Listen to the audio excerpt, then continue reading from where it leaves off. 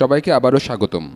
আমি এখন দ্বিমাত্রিক প্রক্ষেপক গতির আরও কঠিন একটা প্রবলেম করব। প্রথমে শুরু করি মাটি এঁকে নিয়ে।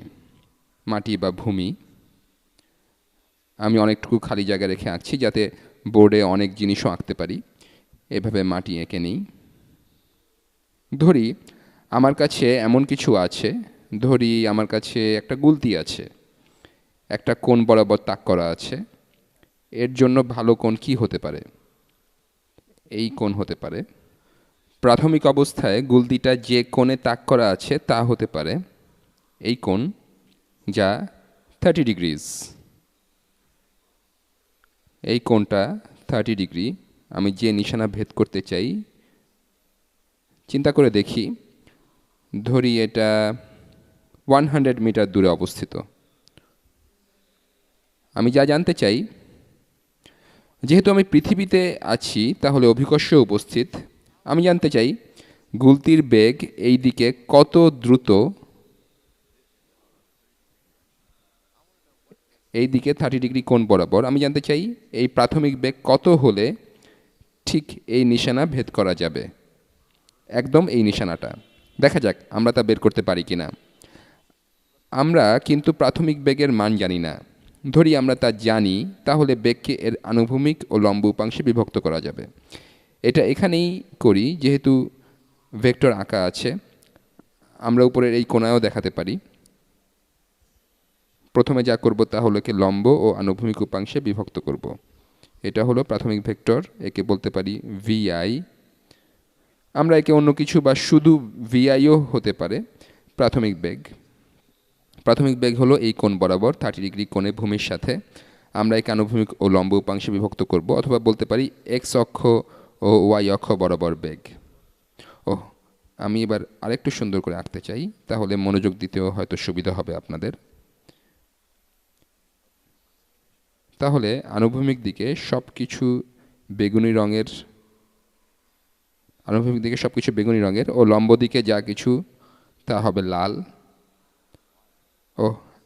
আমি কথা বলতে বলতে ভুল করে ফেললাম, উল্টাপাল্টা করে ফেলছি।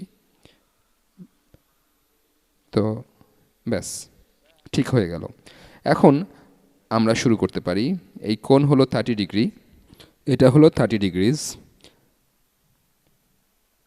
আমরা লম্ব উপাংশ বলার পরিবর্তে ওয়াই অক্ষ বরাবরও বলতে পারি। আপনারা প্রচলিত অক্ষ মনে করতে পারেন একে। তাহলে এটা ওয়াই অক্ষ বরাবর বেগের উপাংশ। ওয়াই অক্ষ বরাবর উপাংশ বা ওয়াই অক্ষ বরাবর বেগ কত হবে? আমরা আগের প্রেজেন্টেশনে দেখেছি ত্রিকোণমিতির সূত্র ব্যবহার করে লম্ব উপাংশ বের করা যায়। অপোজিট বা লম্ব, যা হলো ভি ওয়াই, এটা ভি ওয়াই,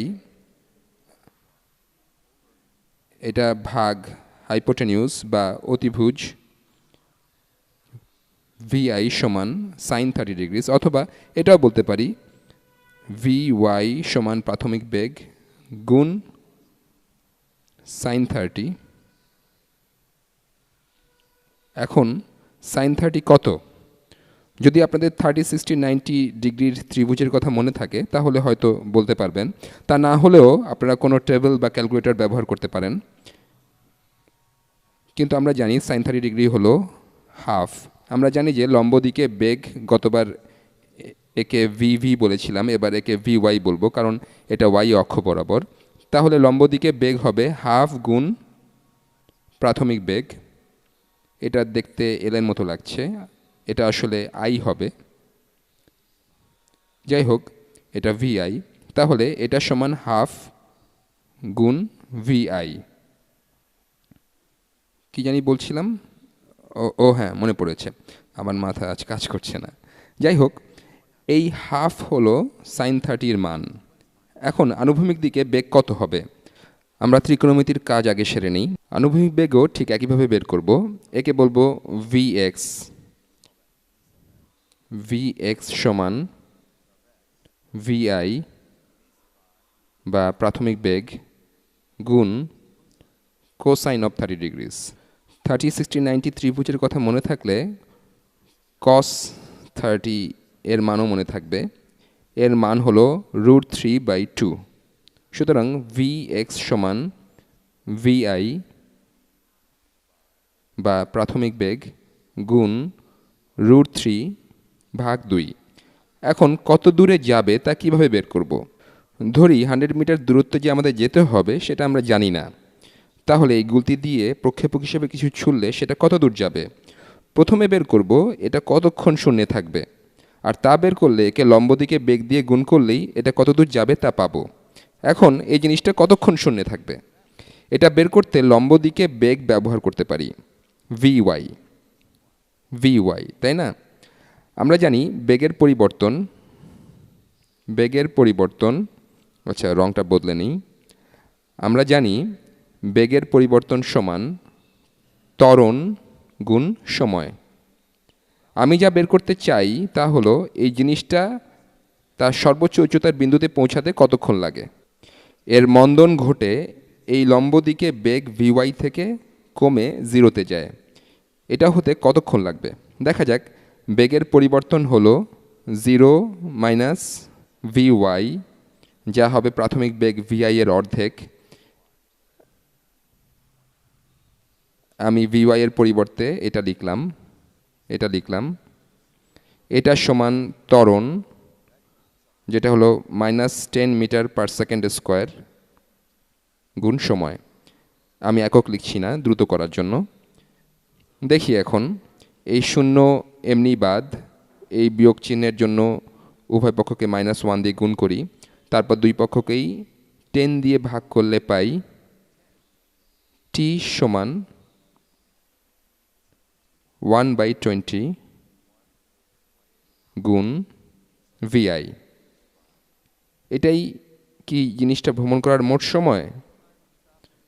না, এই সময় জিনিসটা লম্ব দিকে বেশ দ্রুত বেগে যাত্রা শুরু করে উপরে যায়। প্রাথমিক অবস্থায় তা এই বেগে যাত্রা শুরু করে, তারপর এর মন্দন ঘটে একসময় এর ভ্রমণপথের কোনো বিন্দুতে, যেমন এখানে এর লম্ব বেগ হয় 0। তারপর তার মন্দন ঘটে বা নিচের দিকে ত্বরণ ঘটে এবং শেষ পর্যন্ত মাটিতে আসে। শুধু মনে রাখা জরুরি, আমি বরং ভ্রমণ পথ এঁকে নিই, তাহলে সুবিধা হবে। তাহলে জিনিসটার এরকম ভ্রমণ পথ হবে অনেকটা এরকম। এই বিন্দুতে জিনিসের পূর্ণ উলম্ব বেগ রয়েছে এবং পূর্ণ আনুভূমিক বেগও রয়েছে। যত উঁচুতে তা যায় তত অভিকর্ষের কারণে এর উলম্ব বেগ কমতে থাকে, vy কমে যায়, উলম্ব বেগ কমতে থাকে, কিন্তু আনুভূমিক বেগ একই থাকে। এই সর্বোচ্চ বিন্দুতে উলম্ব বেগ বা এটা কত দ্রুত উপরে যাচ্ছে তার মান হলো 0। এরপর এই উলম্ব বেগ নেগেটিভ হয়ে যায়, এর নেগেটিভ দিকে ত্বরণ ঘটে অথবা পজিটিভ দিকে মন্দন ঘটে, যেভাবেই আপনি দেখতে চান। তাহলে এই সময়টা হলো যতক্ষণ এই প্রাথমিক বিন্দু থেকে 0 বেগে আসতে সময় লাগে, এই বিন্দুতে আসতে যতক্ষণ সময় লাগে সেটা।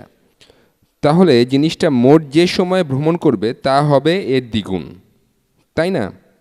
ধরি মোট সময় বা শূন্যে ভ্রমণ করা অবস্থায় মোট সময়, শূন্যে থাকা মোট সময় বললেই বোধহয় ভালো শোনায়, তো একে উপরে থাকার সময়ও বলতে পারি। তাহলে উপরে যেতে প্রয়োজনীয় সময় যোগ নিচে আসার প্রয়োজনীয় সময় সমান হবে শূন্যে থাকার সময়। শূন্যে থাকার সময় হবে 2 গুণ উপরে যেতে মোট সময়, যা এর দ্বিগুণ, যা সমান 1/10 vi বা vi/10। তাহলে আমরা এই জিনিসটা কতক্ষণ শূন্যে ভ্রমণ করে মাটিতে ফিরে আসবে সেটা এর প্রাথমিক বেগ, যা 30 ডিগ্রি কোণ বরাবর ছিল, তার ফাংশন হিসেবে পেলাম। এখন শুধু বের করা বাকি জিনিসটা কত দূর যাবে।